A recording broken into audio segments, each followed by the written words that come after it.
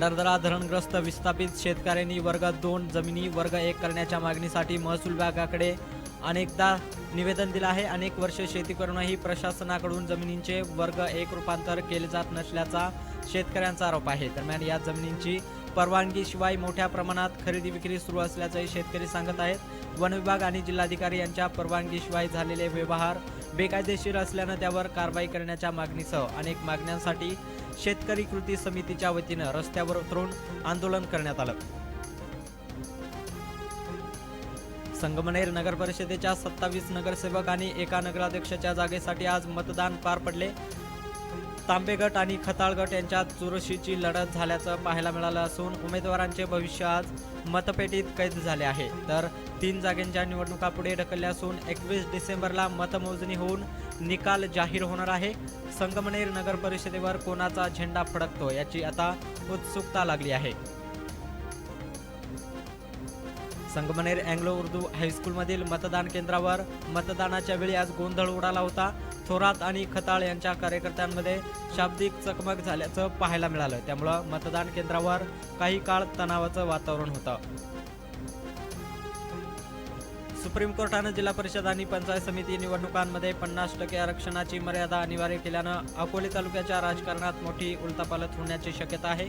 50% मर्यादेमुळे अकोले पंचायत समितीतील अनेक गणांचे आरक्षण स्वरूप बदलले जाण्याची शक्यता आहे। काही जागांवर आरक्षण लागू होईल तर काही ठिकाणी ते रद्द होण्याची चिन्हे आहेत। यामुळे गुडघ्याला बाशिंग बांधून आणि निवडणुकीची तयारी करून बसलेल्या अनेक इच्छुक उमेदवारांच्या आशा आकांक्षावर पाणी फिरणार अशी चर्चा सुरू आहे। अकोले तालुक्यात बिबट्याच्या हल्ल्याच्या घटनांमध्ये लक्षणीय वाढ झाली असून नागरिकांमध्ये भीतीचं वातावरण आहे। प्रशासनाने या वाढत्या धोक्याची गंभीर दखल घेत अकोले तालुक्यातील 191 गावे बिबट प्रवण क्षेत्र म्हणून घोषित केली आहेत। यामुळे या भागातील नागरिकांची सुरक्षा अधिक महत्त्वाची बनली आहे। वन विभागाकडून नागरिकांना अतिदक्ष राहण्याचे आणि आवश्यक ती काळजी घेण्याचे आवाहन करण्यात येत आहे।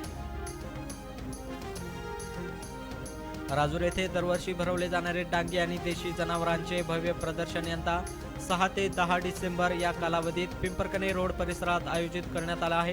ग्रामीण अर्थव्यवस्थेसाठी हे प्रदर्शन अत्यंत महत्त्वाचे मानले जाते। या 5 दिवसात जनावरांची खरेदी विक्री मोठ्या प्रमाणावर होणार असून या प्रदर्शनात हजारो जनावरे खरेदी विक्रीसाठी आणली जाणार आहेत। यासाठी प्रदर्शनाची पूर्वतयारी सुरू आहे। डिसेंबर महिन्याची सुरुवात होताच अकोले तालुक्यात थंडीचा जोर पुन्हा एकदा वाढलाय। रात्रीच्या तापमानात मोठी घट झाल्यानं नागरिकांना पहाटेच्या वेळी चांगलाच थंडीचा कडाका जाणवत आहे। अकोले तालुक्यातील आदिवासी ग्रामीण भागात रात्रीचे किमान तापमान 12 अंश सेल्सिअसच्या आसपास नोंदवले जात आहे। पुढील काही दिवसात हे तापमान 8 ते 10 अंश सेल्सिअस पर्यंत खाली येण्याची शक्यता हवामान खात्यानं वर्तवली आहे। वाढत्या थंडीमुळे नागरिकांनी गरम कपड्यांचा वापर करावा आणि थंडीपासून स्वतःचा बचाव करण्यासाठी आवश्यक ती काळजी घ्यावी असं आवाहन करण्यात येत आहे।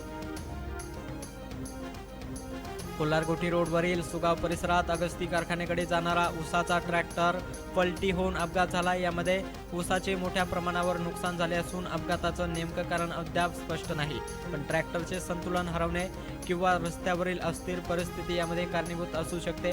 या दुर्घटनेमुळे वाहतूक काही वेळासाठी संथ झाली होती।